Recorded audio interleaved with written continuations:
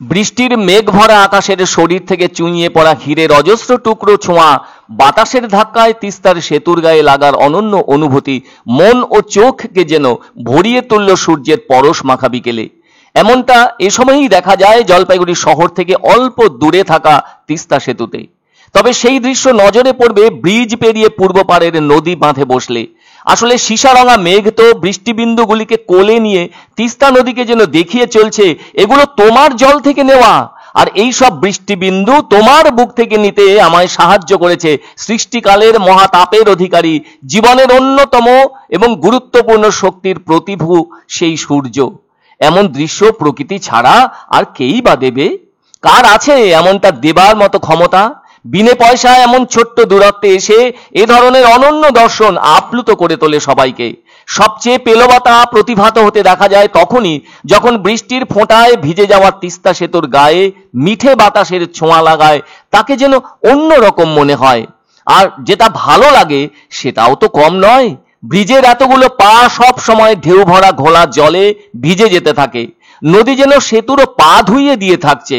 কখনো কখনো মন খারাপ হয় নদীর, যখন অজস্র ধারায় পাহাড় বেয়ে নেমে আসা অবাধ জলধারা দুরন্ত গতিতে সমতলে আসে, তখন সেতুর অতগুলো পায়ে যেন সেই পাহাড় ঢালা জল আটকে যায়, এমনটা মনে হতেই মন খারাপ হয় নদীর। নদীর জল সেতুর পায়ে পায়ে ধাক্কা দিতে থাকে, অথচ সেতু তো নিরুপায়, মানুষের দেওয়া কত দায়িত্ব পালন করার বিষয় তার কাঁধে। তাই তাকে পা শক্ত করে নদীর বুকে যে এভাবেই কর্তব্য করে যেতে হবেই। তবে একটু যদি মন দিয়ে ভালোভাবে নদী আর সেতু এবং ওই বৈকালিক প্রাকৃতিক মুহূর্তকে ভালোভাবে উপলব্ধি করা যায়, তখন মনে হতে পারে এ যেন ডুয়ার্সের সাথে তরাইয়ের সংযোগ পথ নয়, কোনো স্বপ্নপুরীর প্রবেশদ্বার এই সেতু। আবার যখন মেঘের শরীর থেকে ঝুপঝুপ করে পড়ে যাওয়া বৃষ্টির ফোঁটা হাওয়ার হাত ধরে সেতুর গায়ে লাগে, তখন বয়ে চলা স্রোতের শরীর যেমন বর্ণময় নাচ দেখিয়ে চলে, তেমনি আবার কংক্রিটের শক্ত শরীরটাও যেন ভিজে উঠতে থাকে। আর তার শক্ত শরীর চুঁইয়ে পড়া জল নদীকেই দিয়ে চলে সেতু। ওপরের ধারা জল আর নদীর বয়ে চলা গতিশীল ধারা দুইয়ে মিলে মিশে যেন একীভূত হয়ে যায়। ঘোলা জল বাষ্প হয়ে বাতাসের শরীর বেয়ে উপরে উঠলে হীরা স্বচ্ছ হয়। ওপর থেকে ঝরে পড়া ধারায় সেই ছবি যে আমাদের সবাইকে অবাক করে তোলে। তাই ওই তিস্তার লম্বা সেতুর একদিকে নদীর ধারে বসে শুধু শুধু ছলাৎ ছলাৎ চলে যাওয়া জলের শব্দ শোনা নয়, সেই দেখায় আছে অপার আনন্দ। সেজন্য আপনি শুধু প্রকৃতিই দেখবেন না, সেই সাথে নিজে যেন নিজের মধ্যেই ডুবে যাবেন।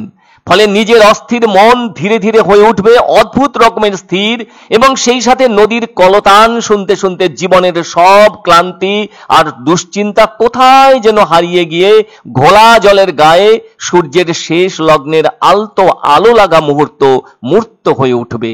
সেজন্য যদি আপনি, আপনারা, তুমি, তোমরা এবং তুই তোরারা জীবনের কঠিন ব্যস্ততা থেকে একটু বিরতি নিয়ে ওই সময়ে তিস্তার মতো বড় নদীর ওই রকম অবস্থানে বসে এক টুকরো প্রশান্তি উপহার হিসাবে পাওয়ার কথা মনে আনতে পারা যায়, তাহলে তো তা চোখের স্পর্শে আর মনের পরতে পরতে ভেসে উঠবে। সেই নদীর ঠান্ডা বাতাস ঘরের এসি থেকে যে কত আরাম, সেই ব্যাপ্তিও অনুভবে আসবে সকলের।